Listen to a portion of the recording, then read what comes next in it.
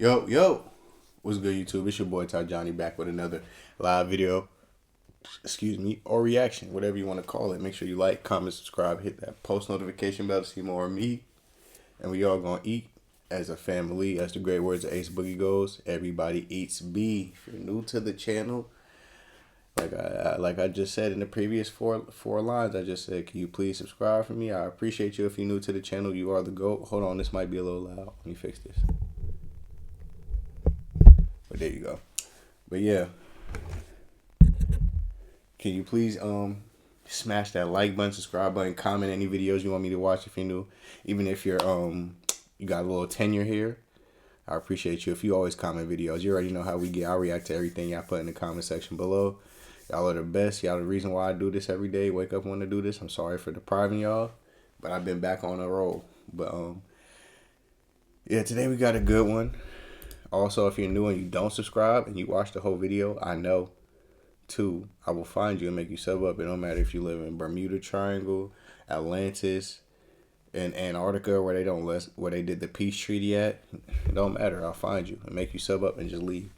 But today we got how good was white chocolate actually. Let's get right into this action. Chocolate, and he is arguably the most creative passer in NBA history. He was criticized for substance not matching the flashy style, but he shut the haters up by winning a championship. But was Jason Williams really as good as his highlights? White Chocolate was a baller from the get-go. His father worked and lived on the campus of DuPont High in West Virginia, so Jason grew up with the keys to their gym. Like a kid in a candy store, little Jason took advantage of those keys to the fullest. He'd go to the gym late at night and spend countless hours working on his ball handling, passing, and shooting. Williams would even put ankle weights on his wrists and wear leather gloves to make his handles quicker and better. At the age of 4, he could already dribble without looking at the ball, and when he was 7, Jason knew that one day he'd be an NBA player. When he started playing for DuPont High School, Williams was already notorious for his ball handling. He was a star even as a freshman, but at the beginning of his sophomore year, an even bigger star showed up. It was none other than Randy Moss, a future NFL Hall of Randy? I knew him and Randy went to school, but do I believe that he's one of the most creative passers of all time? I definitely do. I'll say him, or like flashy passers. He definitely has that. Another person people sleep on, my boy Larry. I know I talk about Larry all the time. Larry has some great flashy passes. Of today's generation, I like Jokic, Chris Paul. There's a lot of people. Rondo. Well, those are like the 2010s and 2000s type people. But y'all know what I mean. But y'all let me know who y'all think was the most creative passer. I don't know who's the most creative, but I got like a top 5, which is the people I basically just named. Famer. Randy was as athletic and talented as they get, and on top of playing basketball and mossing everyone on the football field, he was also running track and playing baseball. Moss and Williams grew up less than a mile apart and were great childhood friends. Together, they formed one of the most dynamic duos in high school basketball history, with Jason's killer dribbling and perfect alley-oops, and Randy jumping over people and dunking everything in sight. The two friends played 2 years together, and in 1994, during Jason's senior year, they led DuPont to the state championship game. But even with 17 points... What's up with everybody going bald back then? Was that like a thing? Like, this man in high school and he's bald. I couldn't be bald in high school. They would get on me in our generation. You bald in high school? I'll never hear the end of that. Even today, they'll be like, bro, we don't want to hear from you. You was bald in high school. You feel me? What was going on with that? And also, I want y'all to let me know if y'all want me to react to some Randy Moss. Let me know in the comment section below.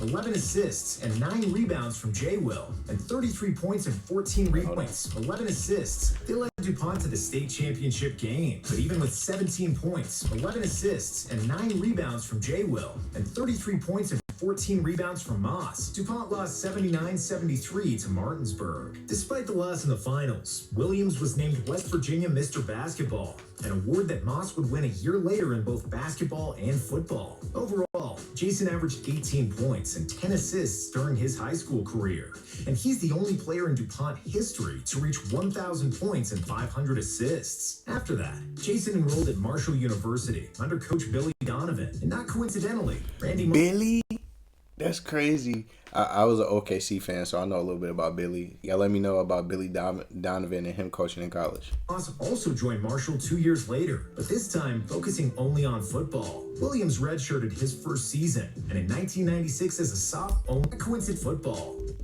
Jason enrolled at Marshall University under Coach Billy Donovan, and not coincidentally, Randy Moss also joined Marshall 2 years later. Man, I didn't know he went to Marshall focusing too. only on football. Williams redshirted his first season, and in 1996 as a sophomore, he averaged 13.4 points and 6.4 assists per game. Soon after, Coach Billy Donovan left to coach the Florida Gators. I knew it. Williams felt abandoned. Without a coach he trusted, Jason decided to leave as well, joining Donovan at Florida University, even though switching schools meant he'd need to sit out another year. As a senior at Florida, Williams averaged 17.1 points, 6.7 assists, and 2.8 steals per game. But with success came trouble. Williams was an avid weed smoker, and after failing a drug test, he got suspended for 3 games. When he returned to the court, Jason was mad as hell, eager to prove that they made a mistake by suspending him. Against Duquesne, he set a school record with 17 assists in a game. And in the next game, he led Florida to a victory against title favorite Kentucky. But just before March Madness, Williams got busted again. And this time, because smoking was a repeated offense, Florida had no choice but to suspend him for the rest of the season. His friend Randy Moss went through the same thing, and also missed 1 season in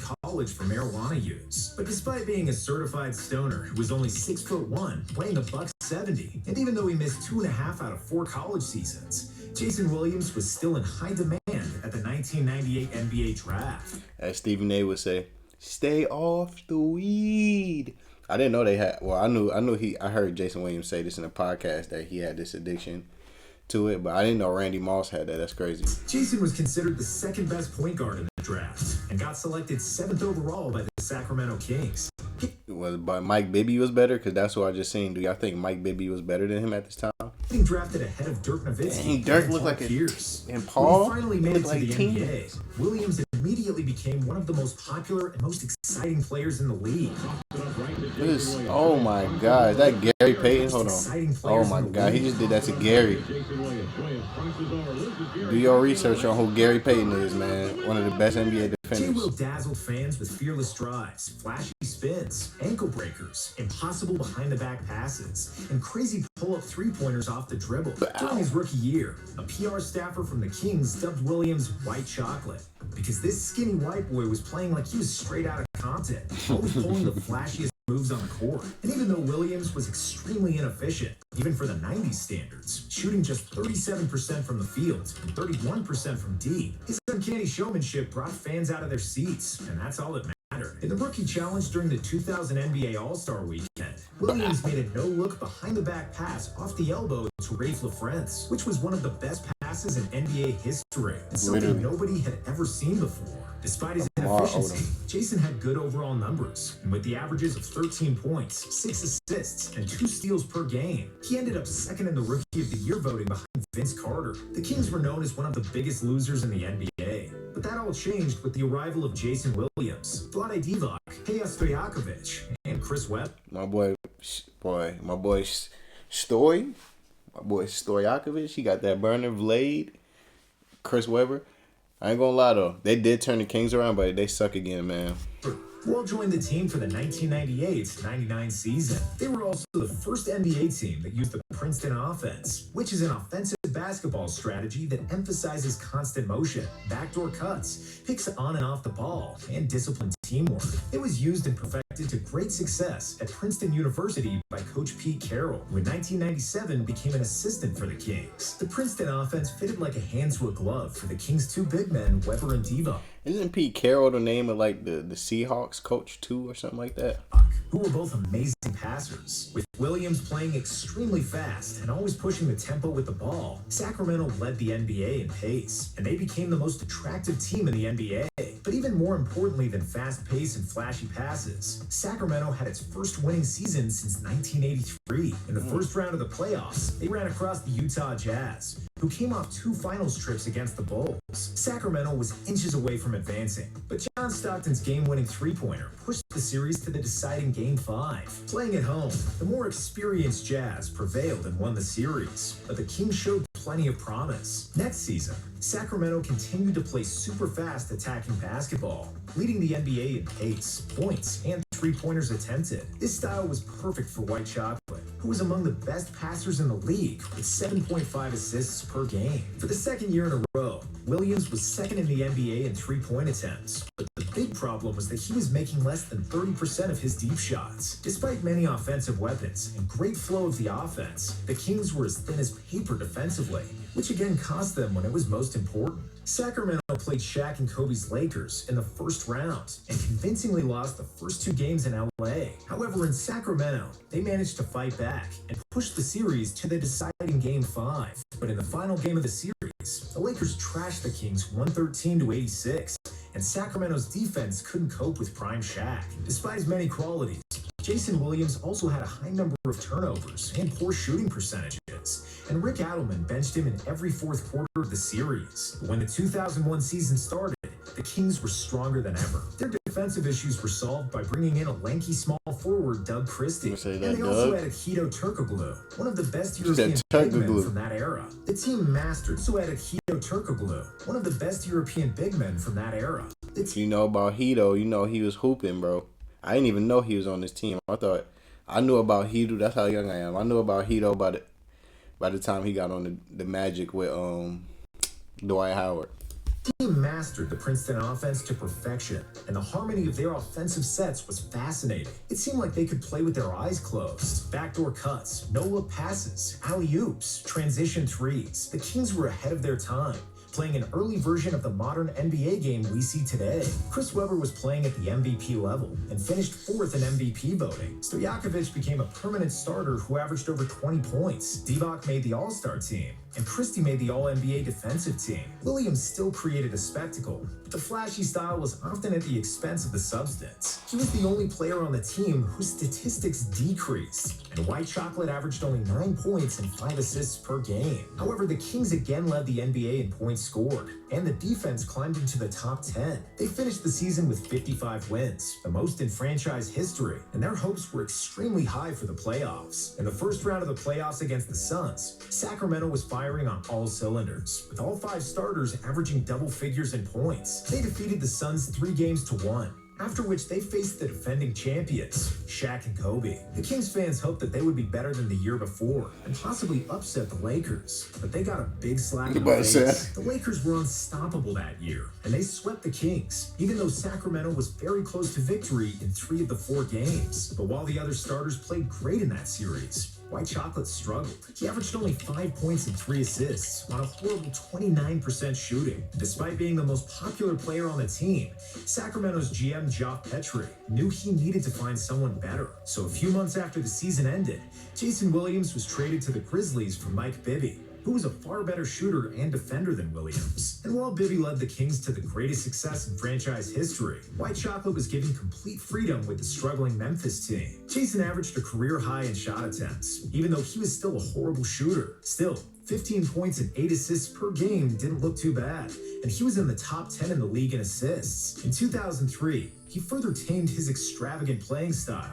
and with over 8 assists and less than 2 turnovers per game, he was the second best passer in the league and had the highest assist per turnover ratio. In the next 2 years, White Chocolate helped Memphis reach the playoffs for the first time, but they lost in the first round both times. By the end of 2005, and after 4 years with the Grizzlies, Williams was at a career crossroads. He was 30 years old and wanted to play for a contender. To answer his prayers, his enormous next-door neighbor from Orlando called him on the phone. That neighbor happened to be none other than Shaquille O'Neal, who asked Jason if he wanted to join Shaq in Miami. Super excited, White Chocolate said yes, and Shaq then handed the phone to Pat Riley, who then showed why he is such a boss and started working his magic. A few days later, Williams became a new member of the Heat in a colossal trade that saw 13 players change teams, and what was the biggest trade in league history. A guy that I have to mention I really had fun playing with, White Chocolate in Miami. Oh, White Chocolate was nice to play with. Because I could just put my hand up like that and the ball would be right there. You know what? Every time. Starting for the Heat and fighting for the championship gave Williams new wings, and he played the best and most efficient basketball of his career. White Chocolate was now a super savvy veteran who wasn't showboating anymore. And while there were fewer fancy passes, he was playing his role to perfection, pushing the tempo, giving the ball up with minimum turnovers. Miami went to the finals, where they defeated the Mavericks after a huge comeback. And Jason Williams had shut down all the doubters that said he was just a flashy player who will never win anything. Williams started every game for the Heat in the playoffs, averaging 9 points and 4 assists per game, and was finally crowned a champion. In the next two See, I didn't know that. I didn't know he started. I thought he came off the bench. Shout out Jay Will. That's why you can't never let nobody else talk about you. Like, you can't worry about what everybody else saying. You just gotta focus on yourself and keep playing, man. He got that chip with Miami. Shout out Jay Will. White Chocolate battled persistent knee injuries, and his numbers decreased, even though he still remained a starter for the Heat. Then in the 2008 offseason, Williams signed a one-year deal with the Clippers. But just a month later, he announced his retirement from the NBA because his knees were worn out. He missed the entire 2009 season, but his love of the game was still strong. So Williams pulled a Michael Jordan move and decided to come back to the NBA. In 2010, White Chocolate signed with Orlando, and he played in all 82 games for the Magic that year, with the best shooting percentages of his career. He also played in all 14 of their playoff games, as the Magic advanced to the Eastern Conference Finals, where they lost to the Boston Celtics in 6 games. In the following season, Williams signed a new contract with Orlando, but following another knee surgery, he fell out of rotation and got traded to Memphis. With the Grizzlies, Jason played another 11 games, after which he announced his second and final retirement from the NBA. At any point in his career, Williams was never among the 5 best point guards in the NBA. He didn't make an all-star team, nor did he ever win any major awards. Still, White Chocolate captured the imagination of basketball fans worldwide. He was the most attractive average player in NBA history, pulling moves we haven't seen before or since. Williams is among the best ball handlers to ever play, and his crazy street style of basketball will be forever remembered. Oh my gosh. He was out there just cooking them boys. I ain't gonna lie, but why this guy low-key dissing my boy? Like, I ain't gonna lie, Nonstop. You might have to catch me for talking about my son like this. Nah, I'm just messing with you, Nonstop. Shout out Nonstop for the great video. Putting together all these facts. I know it's a lot of work putting into these videos that he does. Shout out Nonstop. But would y'all agree he might be the flashiest role player y'all ever seen? Not superstar, but role player. I think he might be. And then there was another thing he said. Oh, that's what I wanted to ask. What version of JT did y'all like the most? Miami, Grizzlies, or Sacramento? I know this might be easy for a lot of people, but some people might like Memphis or Miami. Me personally, I gotta go Sacramento. Ain't nobody, come on now, you seen what he was doing. He caught the ball, boom, boom, elbow. Most iconic, that's one of the most iconic passes of all time. I'm not gonna lie, but oh man, shout out White Chocolate. That's my guy right there. Jason Williams, one of my favorite point guards of all time. Even though he hasn't won any awards, he still had a big stamp on the NBA, and that's all that really matters. A lot of people was looking up to him and try to probably play like him, but y'all let me know how y'all feel about Jay Will in the comment section below, and all my questions throughout the video. I know I asked a lot, but this is the end of the video. I appreciate you if you made it to the end. Let me know if you made it to the end. If you new, hit that sub button. But make sure you hit that like button, subscribe button, comment something, hit that post notification bell to see more of me. And we all gonna eat as a family. And I'ma see y'all when I see y'all. I love y'all. Peace.